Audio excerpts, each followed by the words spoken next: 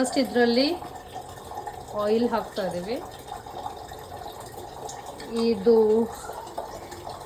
Cold pressed groundnut oil. Next ಸಾಸಿವೆ. ಹಾಂ, ಇವಾಗ ಕಡಲೆಬೇಳೆ ಹಾಕೋದು. ಕಡಲೆಬೇಳೆ ಒಂದು ಸ್ಪೂನ್, 2 ಸ್ಪೂನ್ ಕಡಲೆಬೇಳೆ. ಇದನ್ನು ಸರಿಯಾಗಿ ಫ್ರೈ ಆಗೋ ತನಕ ಬಿಡ್ಬೇಕು. ಓಕೆ, ಹಾಗೆ ಉದ್ದಿನಬೇಳೆನೂ ಹಾಕ್ತೀವಿ, 2 ಫ್ರೈ ಆಗುತ್ತೆ. ಓಕೆ, ಸ್ವಲ್ಪ ಜೀರಿಗೆ, ಸ್ವಲ್ಪ ಎಲ್ಚಿ ಹಿಂಗೆ ಹಾಕ್ತಾ ಇದ್ದೀವಿ. ಸೊ ಇದನ್ನ ಸರಿಯಾಗಿ ಫ್ರೈ ಮಾಡ್ಕೊಳ್ಳೋಣ. ಓಕೆ, ಶುಂಠಿ ಹಾಕಿದ್ದೀರಾ. ನೆಕ್ಸ್ಟು ಫ್ರೈ ಆಗುತ್ತೆ. ಇವಾಗ ಚಾಪ್ಡ್ ಆನಿಯನ್, ಓಕೆ, ಇದು ಹಸಿಮೆಣಸಿನಕಾಯಿ, ಕರಿಬೇವು ಹಾಕ್ತಾ ಇದ್ದೀವಿ. ಓಕೆ, ಸೊ ನಾವು ಮನೆಯಲ್ಲಿ ಈ ಥರ ಚಾಪರ್ನ ತಂದು ಇಟ್ಕೊಂಡಿದ್ದೀವಿ. ನಿಮಗೆ ನೆಕ್ಸ್ಟ್ ಇದ್ರಲ್ಲಿ ಲಿಂಕು ಎಲ್ಲ ಕೊಡ್ತೀನಿ. ಇದು ತುಂಬ ಈಸಿ ಆಗುತ್ತೆ ನಮಗೆ. ಈ ಕಡೆ ಪಾಪುದು ಆಗ್ತಾ ಇದೆ. ಸೊ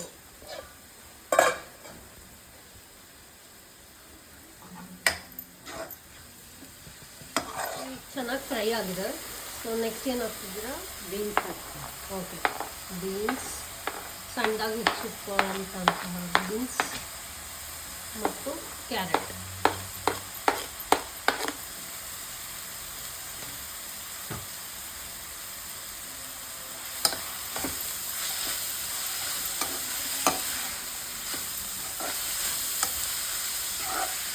ಈಗ ಕ್ಯಾರೆಟ್ ಇದೆ ಸಣ್ಣದಾಗಿ ಹೆಚ್ಚು ಹಾಕಿದ್ರೆ ಬೀನ್ಸ್ ಅದಕ್ಕೆ ಶುಗರು ಅಥವಾ ಬೆಲ್ಲ ಹಾಕೋ ನೆಸಿಟಿ ಇರೋಲ್ಲ.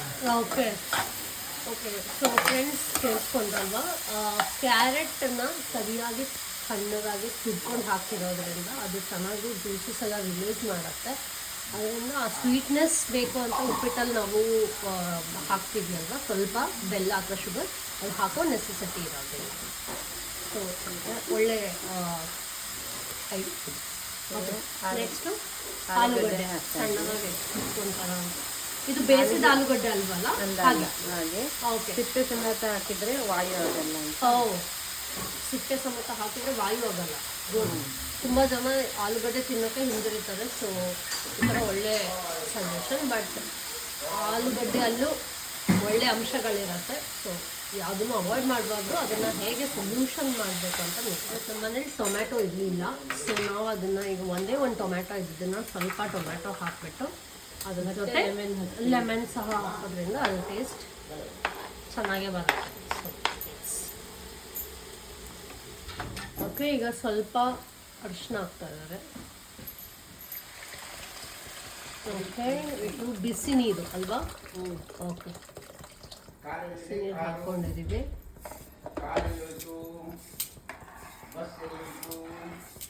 ಈಗ ಇಲ್ಲಿ ಬಾಯ್ಲ್ ಆಗ್ತಾ ಇದೆ ಅಲ್ವಾ? ಓಕೆ, ಈಗ ರೋಸ್ಟೆಡ್ ವರ್ಮಿಸೆಲಿ ಹಾಕ್ತಾ ಇದ್ದೀವಿ.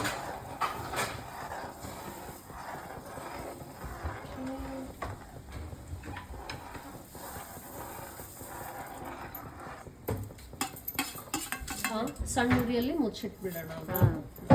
2 ನಿಮಿಷ ಮುಚ್ಚಿಟ್ರೆ ಆಗೋಯ್ತು. ಓಕೆ, ನಾವು ಇವಾಗ ರೆಡಿ ಆದ್ಮೇಲೆ ನಿಮಗೆ ತೋರಿಸ್ತೀವಿ.